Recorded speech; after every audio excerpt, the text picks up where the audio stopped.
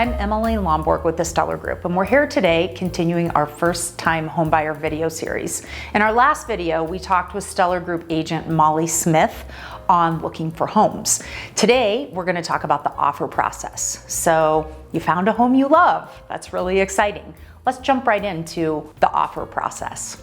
Making an offer can feel really overwhelming, and that's why working with a trusted and reliable buyer agent is so important, because they're going to really guide you through the process. The very first thing they're going to do when you're ready to make an offer is they're going to pull comparable sales. They will research close geographic area to the home you're looking at, and they're going to try to pull homes as similar as possible. So for instance, if you're looking at a 1,500 square foot ranch with a 600 square foot finished basement and a one-car garage in a particular neighborhood, they're going to try to find as many recent sales that are as similar to that house as possible, and then compare pricing. What did those sell for? And that should indicate what a fair price on the one you're looking at should be. Other factors that go into that would be property condition. Is it in really, really nice shape? Has it been completely remodeled? Is it a 1950s home that's completely original, or is it a 1950s home that has been completely updated? That's definitely going to affect pricing. Location is another factor in pricing. Does the house back to beautiful open space with views, or does it back to a busy street? Is it located on a quiet cul-de-sac, or is it located on the corner to the entrance of the neighborhood? Those things are also going to affect your pricing. Your buyer agent is going to analyze all of this data and go over it with you, so together you can determine what the best price is. A third factor that's going to go into your offer price is going to be current inventory. In a market where there's really low inventory, it's a heavy seller's market, and that means a buyer needs to make a more competitive offer, often at or above asking price. In a market where there's a lot of inventory, it's more of a buyer's market where pricing can be more negotiable. Your buyer agent is going to work with you to help advise on what the market conditions are at the time you're making your offer. Aside from price, there are a lot of other factors included in the purchase offer. And some of those include earnest money, down payment, inspection, appraisal, loan approval, closing date, and more. These are all points of negotiation in an offer. So let's go over them. Earnest money is a deposit, which is the buyer's good faith that they're putting behind the contract. It's typically around 1 to 2% of the offer price, and it's advertised in the MLS the amount that the seller is hoping to get.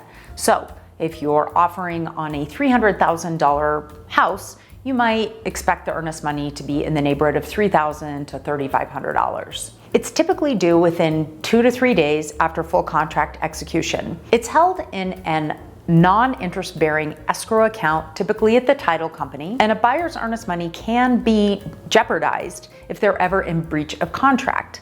However, there are many times throughout the contract process when earnest money is fully refundable if a buyer decides to terminate the contract. Your buyer agent will go over all those details with you at the time you're making the offer.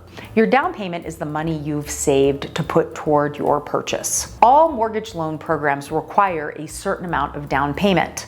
99% of first-time homebuyers will be getting mortgage financing. Each mortgage program will require a different amount of down payment. Your lender will go over that with you before you ever even get started in this process, so that you have the right amount saved and ready to go for the purchase. After you put your down payment down, the balance of the purchase price is rolled into your mortgage loan. Inspection. Your very first step after you go under contract is to set up your home inspection. In our next video in this series, we're going to dive deep into going into details about the home inspection.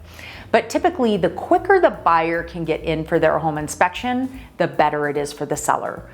Most contracts that are going to terminate at the time of home inspection, because the buyer is going to determine they're not satisfied about something about the property condition. At the time of inspection, the buyer does have the right to simply terminate without ever even turning in any kind of repair list. So for a seller, the sooner the buyer can get in and get that done, the better it is for them in case they have to go back to market. In a really competitive seller's market, you'll often see buyers waiving some of their inspection rights, perhaps limiting their inspection to health and safety issues only. Again, we're going to go over that in more detail in our next video. If you're getting mortgage financing, which again, about 99% of first-time home buyers will be, your lender is going to require that a neutral third-party appraiser, licensed appraiser, goes into the property to determine fair market value. The appraiser isn't working for the buyer or the seller or the buyer agent or the seller agent. The appraiser is working on behalf of the lender to make sure that the price that is being paid is the fair market price. Often in a competitive seller's market like we're in now, you may see a buyer pay above asking price, and there are times when the appraised value doesn't agree with the final purchase price. And then it becomes a secondary time of negotiation when the buyer and seller are determining, is the buyer willing to pay above the appraised value, or is the seller going to be willing to adjust the purchase price accordingly? Loan conditions. Your loan condition deadline is the date by which your loan needs to be fully approved.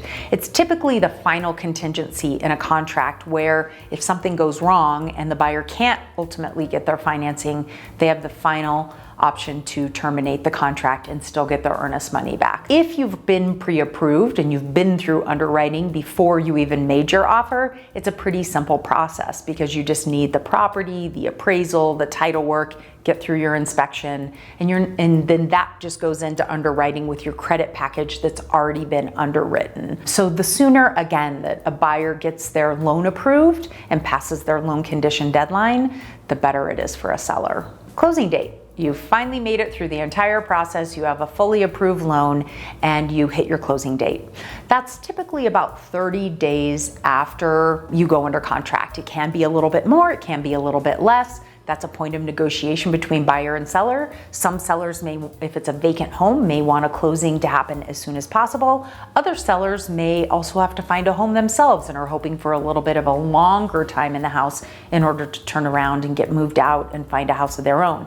That's why it's important to know the seller's time frame when making an offer so that hopefully the buyer's timeline and the seller's timeline can match up and make for a win-win situation for both. Contracts are filled with these details and many, many more. So when you're going to make an offer, it's really important to sit down with your buyer agent and go over the contract in detail. It's about 17 pages long, and it has a lot of really, really important information for you to understand before you ever sign it, so you know exactly what that process is going to look like. Stay tuned to our next segment where we're going to sit down with Steller Group buyer agent Beth Walden, and she's going to talk to us a little bit more about today's market and what it's like for buyers who are making offers today.